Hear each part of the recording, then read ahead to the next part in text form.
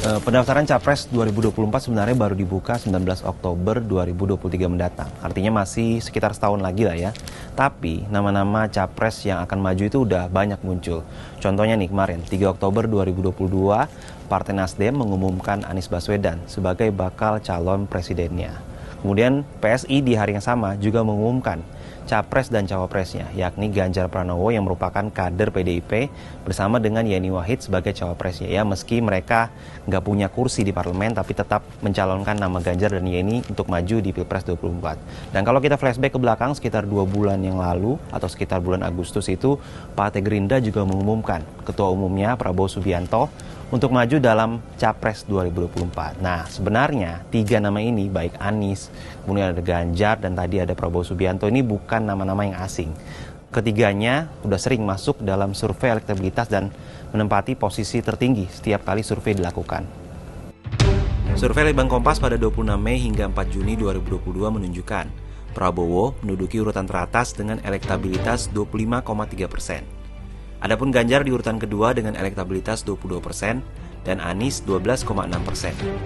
Posisi ini belum berubah jika dibandingkan dengan survei serupa pada Januari lalu. Namun elektabilitas Prabowo dan Anies cenderung turun jika dibandingin dengan survei Januari lalu, di mana elektabilitas mereka saat itu 26,5% dan 14,2%. Sedangkan elektabilitas Ganjar naik dibanding survei Januari yang ada di 20,5%. Pengamat politik Yunarto Wijaya menyebut pengumuman Anies sebagai bakal capres Nasdem bukanlah hal yang mengejutkan. Ada beberapa hal yang jadi faktor kenapa Anies dipilih jadi bakal capres oleh Nasdem. Bahwa yang paling mudah untuk menjawab dan menerima pinangan sebagai bakal calon presiden itu Anies Baswedan. Karena dia tidak berpartai dan dia kemudian memang bahkan sudah memberikan kode-kode ya, saya siap maju presiden, tapi dengan catatan ada partai yang kemudian mendukung. Artinya ada simbiosis mutualisme di situ. Ganjar punya keterbatasan masih merupakan kader dari partai lain.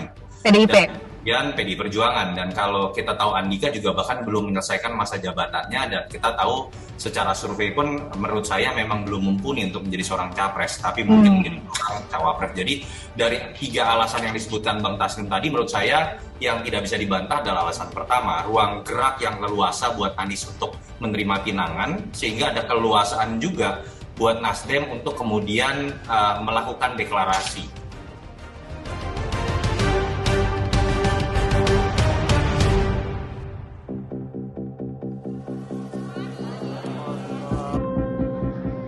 Seperti kita tahu ya, nama Anies, Andika, dan Ganjar merupakan 3 opsi bakal capres yang diputuskan Rakernas Nasdem Juni lalu.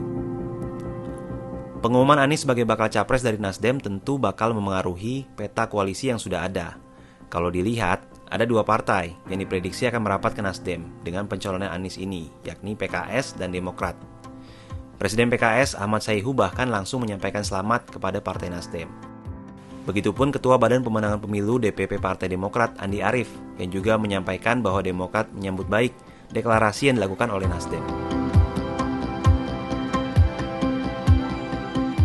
Peta koalisi parpol juga mulai mengerucut. Pertama, ada koalisi Indonesia Bersatu, yakni Golkar, PAN, dan P3 yang dibentuk Juni lalu. Total kursi ketiga partai ini berjumlah 148, yang artinya udah cukup buat mengusung capres. Seperti kita tahu, parpol atau koalisi parpol mesti punya 115 kursi untuk bisa mengusung capres atau cawapres dalam pemilu. Kedua, ada Gerindra dan PKB.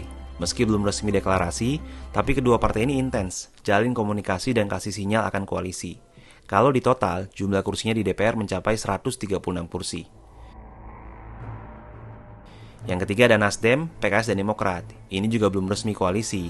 Tapi kalau dilihat dari dinamika politiknya, banyak pihak prediksi kalau 3 partai ini akan berkoalisi. Total kursi ketiganya mencapai 163 kursi.